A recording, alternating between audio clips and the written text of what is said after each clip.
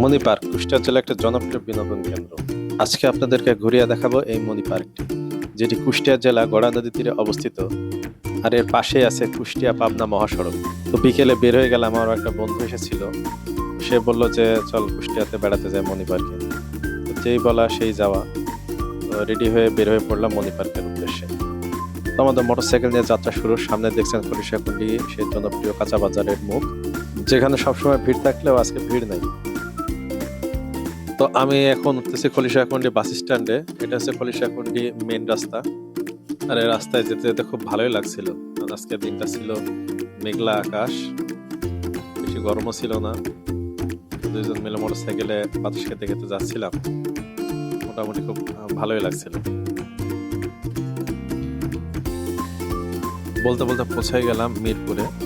আমার পাশে দেখছেন মিরপুর ক্যান্টনমেন্ট, বিজিবি ক্যান্টনমেন্ট বলে এটা। এটার একটা বিশেষত্ব হচ্ছে এর পাশে একটা জনপ্রিয় রেস্টুরেন্ট আছে, রেস্টুরেন্টের নাম কিছুক্ষণ। আমি অনেকবার এসেছি কিছুক্ষণ রেস্টুরেন্টে, এখানকার খাবারের মানটা খুব ভালো। তো অন্য একদিন আপনার এই কিছুক্ষণটা ঘুরে দেখাবো। তো রাস্তা ধরে যেতে যেতে পৌঁছে গেলাম এখন তীরমণিতে। তো তীরমণিতে আসার সাথে সাথে খুব বৃষ্টি শুরু হলো। বৃষ্টির কারণে একটু বসলাম এক ছাউনির নিচে। তো আমরা আবার যাত্রা শুরু করে চলে আসলাম লালন শাহ ব্রিজের সামনে। দেখতে পাচ্ছেন একটা লালনের বড় একটা ছবি তৈরি করা হয়েছে। এটার পাশে লালন শাহ ব্রিজ। আমরা লালন শাহ ব্রিজের মুখের পাশ দিয়ে চলে যাব। আর বৃষ্টির কারণে রাস্তাটা আজকে প্রচুর কাদা, মোটরসাইকেল নিয়ে যাইতে আমাদের একটু অসুবিধাই হচ্ছিল। তো তারপরে কিছু করার নাই, যেহেতু বের হয়েছি, এই ভাঙা রাস্তাটা ওটুকু পার হইতে হবে।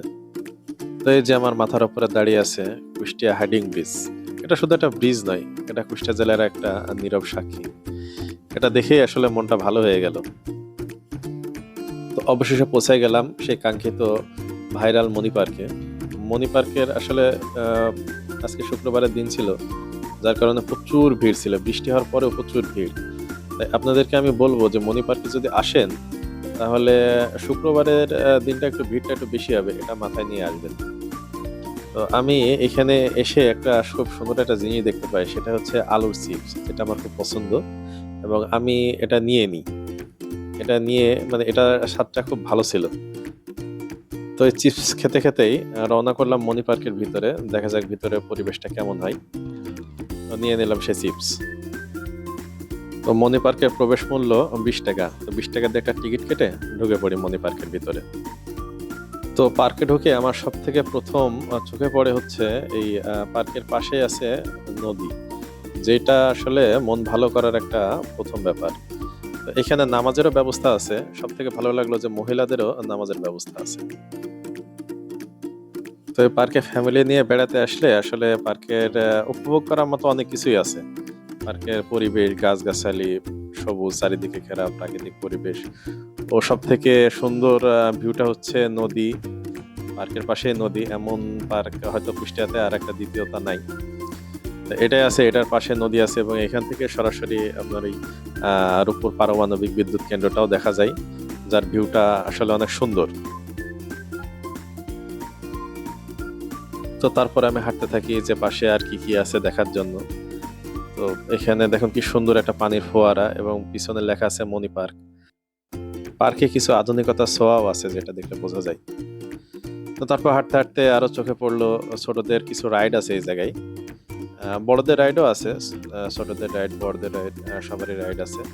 এখানে হাঁটতে খুব ভালো লাগে, এখানকার হাঁটার পরিবেশটা খুব সুন্দর।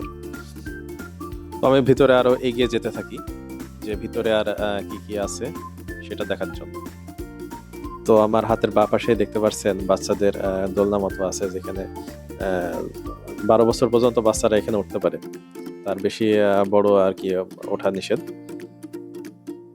তো সামনে গিয়ে গিয়ে দেখি ডানাতে বড়দের দোলনার ব্যবস্থা আছে, যেখানে বড়রা দোলনায় চড়ছে। অনেকেই লম্বা অনেক দোলনা আছে, যেখানে যারা কাপল আসে তারা এখানে আর কি উপভোগ করে। আমিও একটা রাইড নিয়ে নিলাম, যে রাইডটার নাম ছিল সুইং চেয়ার। এটা খরচ ছিল জনপ্রতি 50 টাকা। টিকিট কেটে চলে গেলাম। ভাই রে ভাই, উঠার পরে যখন দোলনাটা চলা শুরু করলো, তারপরে আমার শুরু হলো মাথা ব্যথা। মনে হচ্ছে যে আমি পড়ে যাবো একদম। তো এই রাইডটার অভিজ্ঞতা খুব বাজে ছিল আমার, তার কারণ আমার মাথা ঘোরা শুরু হয়ে গেছিল। রাইড শেষ করে দেখি আমি তো পুরা ঘেমে গেছিলাম, আসলে আমার একদম মাথা ঘুরে পড়ে যাওয়ার মতো অবস্থা। এখানে আমার সুস্থ হতে 2 থেকে 3 মিনিট সময় লাগে।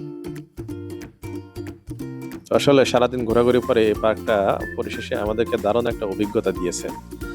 শহরের কোলাহল থেকে ছেড়ে এইরকম একটা জায়গায় আসলে মনকে নতুন করে দেয়। আপনারাও চাইলে আপনাদের বন্ধু এবং পরিবার নিয়ে এই পার্কে আসতে পারেন। আশা করি আপনাদেরও ভালো লাগবে এই পার্কটি।